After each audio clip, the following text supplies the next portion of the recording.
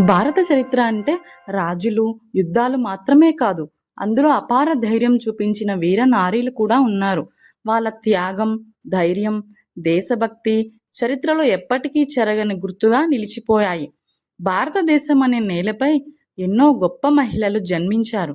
వాళ్ళు కేవలం కుటుంబాన్ని చూసుకునే మహిళలు మాత్రమే కాదు, అవసరం వచ్చినప్పుడు దేశం కోసం కత్తి పట్టిన యోధురాళ్ళు. ఈ వీరనారీలు మనకు ఒక గొప్ప సందేశం ఇస్తారు. ధైర్యానికి లింగం ఉండదు. మహిళలు కూడా పురుషుల్లాగే దేశం కోసం గొప్ప త్యాగాలు చేయగలరు. అందుకే భారత చరిత్రలో ఈ వీరనారీలు ధైర్యం, త్యాగం, దేశభక్తికి చిరస్మరణీయమైన ఉదాహరణలుగా నిలిచిపోయారు. వారి కథలు మనకు ప్రేరణ, మన సంస్కృతికి గర్వకారణం. రాణి లక్ష్మీబాయి భారత స్వాతంత్ర చరిత్రలో ఒక గొప్ప పేరు వినిపిస్తుంది. అది ధైర్యానికి ప్రతీకగా నిలిచిన ఝాన్సీ రాణి, రాణి లక్ష్మీబాయి. 1828లో జన్మించిన లక్ష్మీబాయి చిన్నప్పటి నుంచే ధైర్య సాహసాలతో ప్రసిద్ధి చెందింది. ఆమెకి గుర్రపు స్వారీ, కత్తి యుద్ధం, విలువిద్యలో మంచి నైపుణ్యం ఉండేది. తర్వాత ఆమె ఝాన్సీ రాజు గంగాధర్ రావును వివాహం చేసుకొని ఝాన్సీ రాణిగా మారింది. కానీ కొంతకాలానికి రాజు మరణించడంతో బ్రిటిష్ ప్రభుత్వం ఝాన్సీ రాజ్యాన్ని తమ ఆధీనంలోకి తీసుకోవాలని ప్రయత్నించింది. అప్పుడు లక్ష్మీబాయి ధైర్యంగా ప్రకటించింది, నేను నా ఝాన్సీని ఇవ్వను.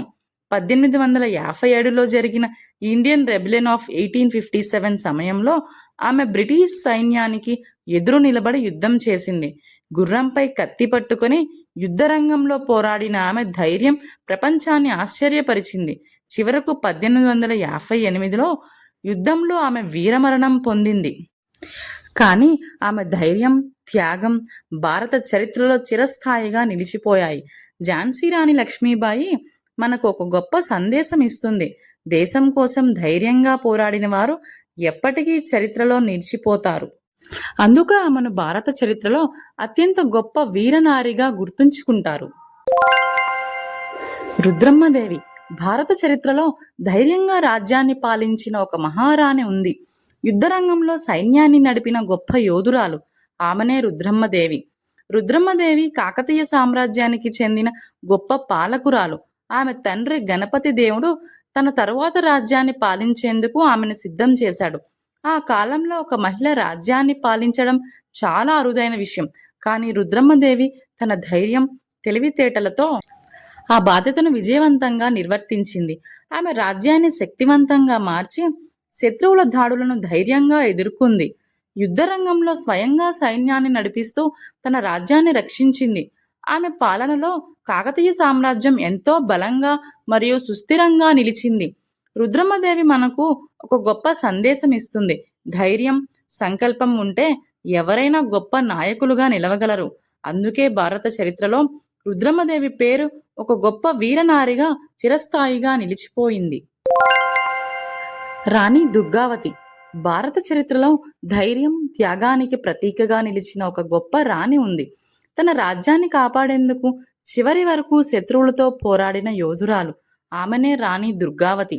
రాణి దుర్గావతి గోండ్వానా రాజ్యానికి చెందిన ధైర్యవంతమైన మహారాణి. చిన్నప్పటి నుంచి ఆమెకు యుద్ధ విద్యలపై మంచి ప్రావీణ్యం ఉండేది. తర్వాత ఆమె గోండ్వానా రాజు దల్పత్ షాను వివాహం చేసుకొని రాణిగా మారింది. కానీ రాజు మరణించిన తరువాత రాజ్యాన్ని రక్షించే బాధ్యత మొత్తం ఆమెపై పడింది. ఆ సమయంలో మొఘల్ సైన్యం గోండ్వానా రాజ్యంపై దాడి చేసింది. కానీ రాణి దుర్గావతి భయపడకుండా ధైర్యంగా యుద్ధానికి సిద్ధమైంది. ఆమె స్వయంగా సైన్యాన్ని నడిపిస్తూ శత్రువులతో ధైర్యంగా పోరాడింది. చివరి వరకు రాజ్యాన్ని కాపాడేందుకు యుద్ధం చేసిన ఆమె ఓడిపోవడం కన్నా వీర మరణాన్ని ఎంచుకుంది. రాణి దుర్గావతి మనకు ఒక గొప్ప సందేశం ఇస్తుంది. ధైర్యం, గౌరవం కోసం చివరి వరకు పోరాడాలి. అందుకే భారత చరిత్రలో రాణి దుర్గావతి పేరు ఒక గొప్ప వీరనారిగా చిరస్థాయిగా నిలిచిపోయింది. కిట్టూర్ చెన్నమ్మ భారత స్వాతంత్ర పోరాటం గురించి మాట్లాడితే ధైర్యంగా బ్రిటిష్ పాలనకు ఎదురు నిలిచిన ఒక గొప్ప రాణి పేరు తప్పకుండా వినిపిస్తుంది. ఆమెనే కిట్టూర్ చెన్నమ్మ. కిట్టూర్ చెన్నమ్మ కర్ణాటకలోని కిట్టూర్ రాజ్యానికి చెందిన ధైర్యవంతమైన మహారాణి. చిన్నప్పటి నుంచే ఆమెకు గుర్రపు స్వారీ, కత్తి యుద్ధం వంటి విద్యలలో మంచి ప్రావీణ్యం ఉండేది. తర్వాత ఆమె కిట్టూరు రాజు మల్లసర్జను వివాహం చేసుకుని రాణిగా మారింది. కానీ కొంతకాలానికే రాజు మరణించడంతో రాజ్యాన్ని కాపాడే బాధ్యత చెన్నమ్మపై పడింది. ఆ సమయంలో British east India company Kittur రాజ్యాన్ని తమ ఆధీనంలోకి తీసుకోవాలని ప్రయత్నించింది. కానీ చెన్నమ్మ దానికి ఒప్పుకోలేదు. ఆమె ధైర్యంగా బ్రిటిష్ పాలనకు వ్యతిరేకంగా తిరుగుబాటు చేసింది. 1824లో జరిగిన యుద్ధంలో ఆమె సైన్యంతో కలిసి బ్రిటిష్ సైన్యానికి ధైర్యంగా ఎదురొడ్డి పోరాడింది. ఆమె పోరాటం భారత స్వాతంత్ర సమరానికి ఒక గొప్ప ప్రేరణగా నిలిచింది. కిట్టూరు చెన్నమ్మ మనకు ఒక గొప్ప సందేశం ఇస్తుంది.